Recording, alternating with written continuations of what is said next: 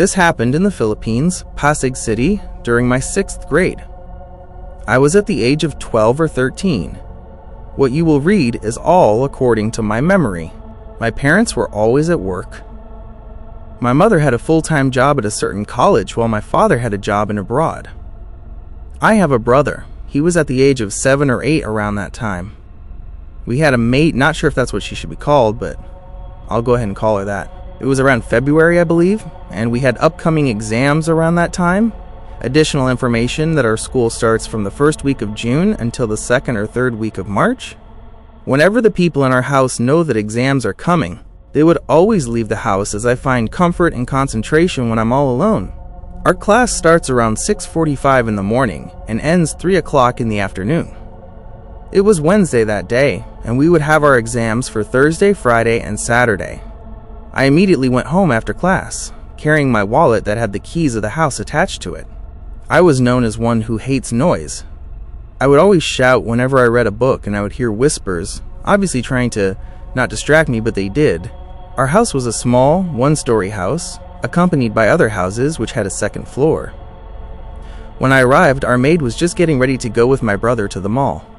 Not to be offensive, but my brother wasn't really a bright child, so he would always go to the mall with our maid instead of studying. That would always lead to nothing. And so, they left the house, and I was left with silence. It wasn't creepy since I didn't believe in ghosts. I appreciated the silence. I had no idea if there were neighbors present at that time. As I have said, our house was just one story. Coming inside, you just have to walk a somewhat straight line to go from the living room until you reach the bedroom, which is the only one we had. I took a quick snack before taking the books I would review. When I review, I had a habit of raising my right foot on the side of the bedroom's door and sway it left and right, creating sounds which I was comfortable with rather than voices of my family. Swaying it also gives me sight of the windows from the living room near the front door.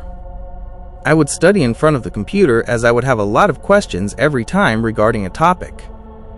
I knew all of us had keys of the house anyway, so I didn't need to worry to ready the keys I had on my wallet to open the door for someone I know.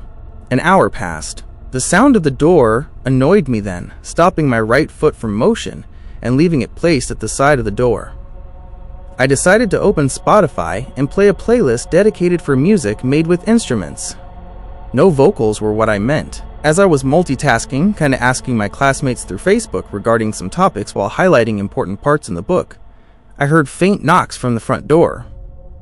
I decided not to look as I needed to pass the exams. I continued what I was doing, knowing that if they're a relative, they should have a spare key and just stubborn to take it from their bags. Another knock. I decided to look through the windows, still sitting on the chair inside the bedroom. There was no one in sight.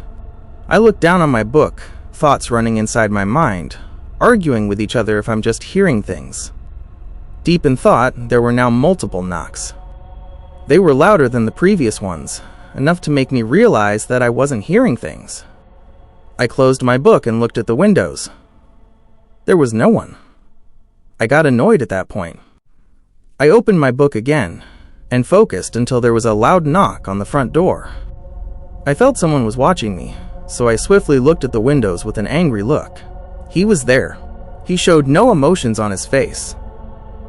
He was like a statue, staring at me through the windows as if I was an unwanted visitor. My heart was pounding, my right foot won't budge dropping. Slowly, his lips began to move, forming a smile.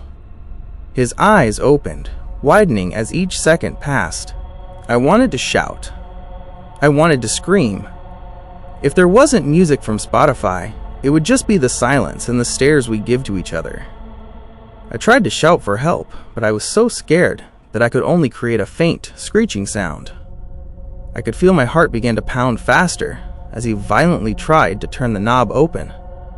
I tried to move from my seat, but I couldn't, as if I was paralyzed. When he realized that he failed, he stopped. I froze. I had no idea what he was going to do next. Was he going to surprise me with a key? Would he show me a family relative through the windows? Did he have another way to open the door? Luckily, I heard a car slowly drive into our road. The person looked at his right, assuming the car was there, and looked back at me, nodding with a smile before he hurriedly left. Quickly, I jumped to my bed and took a pillow to scream in. I didn't review much that day. Fortunately, I still passed. From whatever reason, I chose not to tell my relatives what happened. I would still look through the windows, expecting he or anyone wouldn't be there at all staring back at me. It made me not to trust the windows in the bathroom either, as anyone could be watching even though the door of the house would be locked.